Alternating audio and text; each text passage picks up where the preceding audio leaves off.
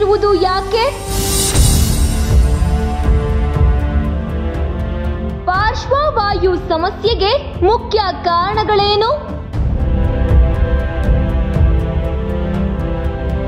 ಈ ಪಾರ್ಶ್ವವಾಯು ಆಗುವ ಮುನ್ನ ಲಕ್ಷಣಗಳು ಹೇಗಿರುತ್ತವೆ?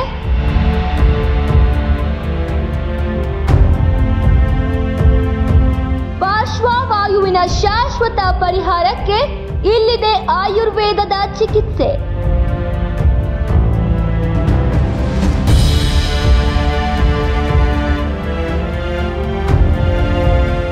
ನಮಸ್ಕಾರ ವೀಕ್ಷಕರೇ, ಶ್ರೀ ಮಾರುತಿ ವೆಲ್ನೆಸ್ ಸೆಂಟರ್ ಪರಂಪರಾಗತ ಆಯುರ್ವೇದ, ದಾಬಸ್ಪೇಟೆ ಮತ್ತು ಬೆಂಗಳೂರಿನ ರಾಜರಾಜೇಶ್ವರಿ ನಗರ.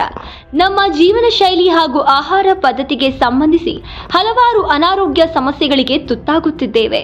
ನಮ್ಮ ತಪ್ಪಾದ ಆಹಾರ ಪದ್ಧತಿ ಹಾಗೂ ಜೀವನ ಪದ್ಧತಿಯಿಂದ ಮಧುಮೇಹ, ಅಧಿಕ ರಕ್ತದೊತ್ತಡ, ಬೊಜ್ಜು, ಹೃದಯ ಸಂಬಂಧಿ ಸಮಸ್ಯೆ, ಕಿಡ್ನಿ ಸಮಸ್ಯೆ, ಲಿವರ್ ಸಮಸ್ಯೆ ಹೀಗೆ 108 ಅನಾರೋಗ್ಯ ಸಮಸ್ಯೆಗಳನ್ನ ಇವತ್ತು ಎದುರಿಸುತ್ತಿದ್ದೇವೆ.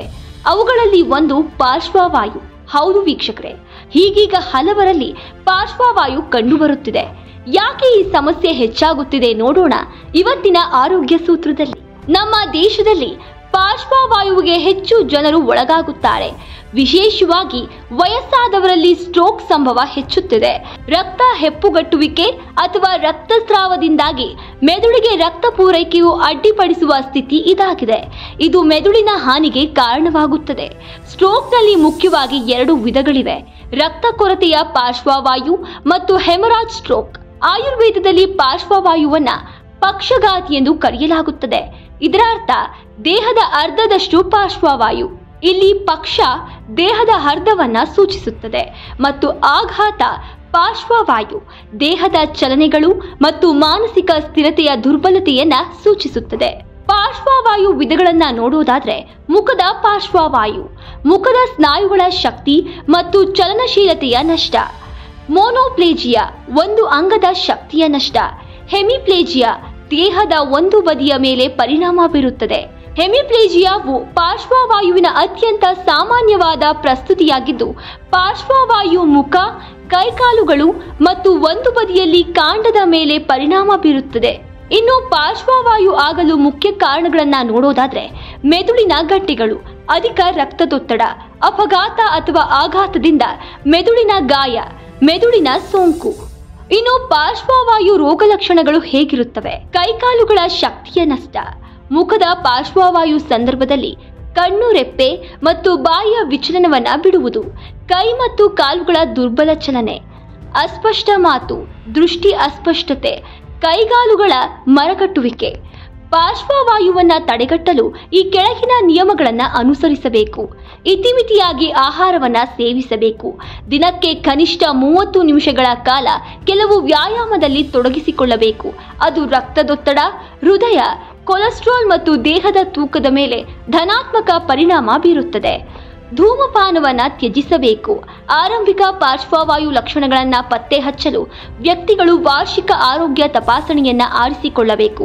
ಕೆಲವು ಆನುವಂಶಿಕ ಪಾರ್ಶ್ವವಾಯುವನ್ನ ನಿಯಂತ್ರಿಸುವುದು ಅಸಾಧ್ಯವಾದರೂ ಅಪಾಯವನ್ನ ಕಡಿಮೆ ಮಾಡಲು ವ್ಯಕ್ತಿಗಳು ಆರೋಗ್ಯಕರ ಜೀವನ ಶೈಲಿಯನ್ನ ಅಳವಡಿಸಿಕೊಳ್ಳಬಹುದು. ಪಾರ್ಶ್ವವಾಯು ಗುಣಪಡಿಸಲು ಆಯುರ್ವೇದದ ಚಿಕಿತ್ಸೆ. ಪಾರ್ಶ್ವವಾಯುವನ್ನ ಗುಣಪಡಿಸಲು ಆಯುರ್ವೇದವು ಕೆಲವು ಅದ್ಭುತ ಗಿಡಮೂಲಿಕೆಗಳನ್ನ ಹೊಂದಿದ್ದು, ಶತಮಾನಗಳಿಂದ ಆಯುರ್ವೇದದ ಲಿಪಿಗಳು ಪಾರ್ಶ್ವವಾಯು ಗುಣಪಡಿಸಲು ಕೆಲವು ಅದ್ಭುತ ಗಿಡಮೂಲಿಕೆಗಳನ್ನ ಸೂಚಿಸಿವೆ. ಈ ಗಿಡಮೂಲಿಕೆಗಳು ತುಂಬಾ ಪರಿಣಾಮಕಾರಿ ಮತ್ತು ಸುರಕ್ಷಿತವಾಗಿದೆ. ಅವು ಪಾರ್ಶ್ವವಾಯು ಗುಣಪಡಿಸಲು ಹೇಗೆ ಕಾರ್ಯನಿರ್ವಹಿಸುತ್ತವೆ ಎಂಬುದನ್ನ ಒಂದೊಂದಾಗಿ ಚರ್ಚಿಸೋಣ. ಅಶ್ವಗಂಧ, ಇದು ವೈದ್ಯಕೀಯ ವಿಜ್ಞಾನದ ಅತ್ಯಂತ ಪ್ರಾಚೀನ ಮೂಲಿಕೆಯಾಗಿದೆ.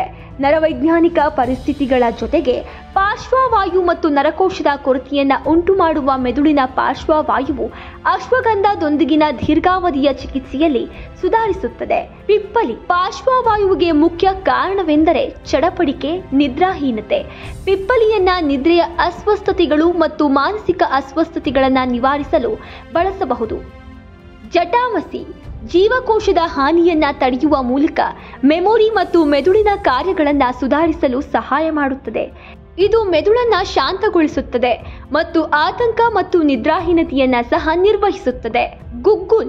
ಗುಗ್ಗುಲ್ ರಕ್ತವನ್ನ ಶುದ್ಧೀಕರಿಸಲು, ಆರೋಗ್ಯಕರ ಕೊಲೆಸ್ಟ್ರಾಲ್ ಮಟ್ಟವನ್ನು ಉತ್ತೇಜಿಸಲು ಮತ್ತು ರಕ್ತ ಪರಿಚಲನಾ ವ್ಯವಸ್ಥೆಯಿಂದ ವಿಷವನ್ನ ತೆಗೆದುಹಾಕಲು ಬಹಳ ಪರಿಣಾಮಕಾರಿಯಾಗಿ ಕಾರ್ಯನಿರ್ವಹಿಸುತ್ತದೆ. ಆರೋಗ್ಯಕರ ರಕ್ತ ಪರಿಚಲನೆಯ ಪಾರ್ಶ್ವವಾಯುವನ್ನ ನಿವಾರಿಸಲು ತುಂಬಾ ಸಹಾಯ ಮಾಡುತ್ತದೆ. ಬಹೇಡ ಉತ್ಕರ್ಷಣ ನಿರೋಧಕ ಮತ್ತು ಖಿನ್ನತೆ ಶಮನಕಾರಿ ಗುಣಲಕ್ಷಣಗಳಿಂದಾಗಿ ಬಹೇಡ ಖಿನ್ನತೆಯ ಸಂದರ್ಭಗಳಲ್ಲಿ ಉಪಯುಕ್ತವಾಗಿದೆ. ಬಹೇಡದಲ್ಲಿರುವ ಉತ್ಕರ್ಷಣ ನಿರೋಧಕಗಳು ಸ್ವತಂತ್ರ ರಾಡಿಕಲ್ಗಳ ವಿರುದ್ಧ ಹೋರಾಡುತ್ತದೆ ಮತ್ತು ಮೆದುಳಿನ ಕೋಶ ಹಾನಿಯನ್ನ ತಡೆಯುತ್ತದೆ. ಸೌಂತ್ ಅಥವಾ ಶುಂಠಿಯಲ್ಲಿರುವ ಉತ್ಕರ್ಷಣ ನಿರೋಧಕಗಳು ಮತ್ತು ಜೈವಿಕ ಸಕ್ರಿಯ ಸಂಯುಕ್ತಗಳು ಮೆದುಳಿನಲ್ಲಿ ಉಂಟಾಗುವ ಉರಿಯೂತದ ಪ್ರತಿಕ್ರಿಯೆಗಳನ್ನು ತಡೆಯುತ್ತದೆ ಎಂದು ಕೆಲವು ಅಧ್ಯಯನಗಳು ಸೂಚಿಸುತ್ತವೆ. 60 ಮಧ್ಯವಯಸ್ಕ ಮಹಿಳೆಯರ ಅಧ್ಯಯನದಲ್ಲಿ ಶುಂಠಿಯ ಸಾರವು ಪ್ರತಿಕ್ರಿಯೆ ಸಮಯ ಮತ್ತು ಕೆಲಸದ ಸ್ಮರಣೆಯನ್ನು ಸುಧಾರಿಸುತ್ತದೆ ಎಂದು ತೋರಿಸಲಾಗಿದೆ. ಶುಂಠಿಯು ಮೆದುಳಿನ ಆರೋಗ್ಯವನ್ನು ಬಹುವಿಧದಲ್ಲಿ ಬೆಂಬಲಿಸುತ್ತದೆ ಎಂದು ಸೂಚಿಸುತ್ತದೆ. ಕರಿಮೆಣಸು ನಿಮ್ಮ ಮೆದುಳಿನ ಕಾರ್ಯನಿರ್ವಹಣೆಯನ್ನ ಆರೋಗ್ಯಕರವಾಗಿಡಲು ಕಪ್ಪು ಮೆಣಸು ಅದ್ಭುತವಾಗಿದೆ. ಕರಿಮೆಣಸು ಮೆದುಳಿನ ವಯಸ್ಸಾದಿಕೆಯನ್ನ ವಿಳಂಬಗೊಳಿಸುತ್ತದೆ ಮತ್ತು ಪಾರ್ಶ್ವವಾಯುವನ್ನ ತಡೆಯುತ್ತದೆ. ದಾರುಹರಿದ್ರ ಚಯಾಪಚಯವನ್ನು ಸುಧಾರಿಸುವ ಮೂಲಕ ಸಾಮಾನ್ಯ ಕೊಲೆಸ್ಟ್ರಾಲ್ ಮಟ್ಟವನ್ನು ನಿರ್ವಹಿಸಲು ಸಹಾಯ ಮಾಡುತ್ತದೆ. ಇದು ದೇಹದಲ್ಲಿನ ಅಸಮರ್ಪಕ ಜೀರ್ಣಕ್ರಿಯೆಯಿಂದಾಗಿ ದೇಹದಲ್ಲಿನ ವಿಷಕಾರಿ ಅವಶೇಷಗಳು ಮಟ್ಟವನ್ನು ಕಡಿಮೆ ಮಾಡುತ್ತದೆ. ಇದು ಅದರ ಉಷ್ಣ ಸ್ವಭಾವದಿಂದಾಗಿ ಇದು ಲಿಖೇನಿಯಾ ಕ್ರಾಫ್ಟಿಂಗ್ ಗುಣದಿಂದಾಗಿ ದೇಹದ ಹೆಚ್ಚುವರಿ ಕೊಲೆಸ್ಟ್ರಾಲ್ ಅನ್ನು ತೆಗೆದುಹಾಕುತ್ತದೆ. ದಯವಿಟ್ಟು ಈ ಉಪಯುಕ್ತ ಮಾಹಿತಿಯನ್ನ ನಿಮ್ಮ ಸ್ನೇಹಿತರಿಗೆ ಹಂಚಿಕೊಳ್ಳಿ. ನಿಮ್ಮ ಈ ಒಂದು ಶೇರ್ ಇದರ ಅಗತ್ಯವಿರುವವರಿಗೆ ಸಹಾಯ ಮಾಡುತ್ತದೆ. ಎಲ್ಲಾ ರೀತಿಯ ಅನಾರೋಗ್ಯ ಸಮಸ್ಯೆಗಳಿಗೂ ಸಹ ಖ್ಯಾತ ಪಾರಂಪರಿಕ ವೈದ್ಯರಾದ ಪಿ ಹರೀಶ್ ಕುಮಾರ್ ಅವರು ಸೂಕ್ತ ಆಯುರ್ವೇದ ಚಿಕಿತ್ಸೆಯನ್ನ ನೀಡಿ ಕೆಲವೇ ದಿನಗಳಲ್ಲಿ ಸಂಪೂರ್ಣವಾಗಿ ಗುಣಪಡಿಸಲಾಗುತ್ತಿದೆ. ನಿಮ್ಮ ಏನೇ ಅನಾರೋಗ್ಯ ಸಮಸ್ಯೆಗಳಿದ್ದರೂ ಸಹ ಒಮ್ಮೆ ನೀವು ಡಾಬಸ್ಪೇಟೆ ಮತ್ತು ಬೆಂಗಳೂರಿನ ರಾಜರಾಜೇಶ್ವರಿ ನಗರದಲ್ಲಿ ಇರುವ ಶ್ರೀ ಮಾರುತಿ ವೆಲ್ನೆಸ್ ಸೆಂಟರ್ ಪರಂಪರಾಗತ ಆಯುರ್ವೇದಕ್ಕೆ ಭೇಟಿ ನೀಡಬಹುದು. ಧನ್ಯವಾದಗಳು.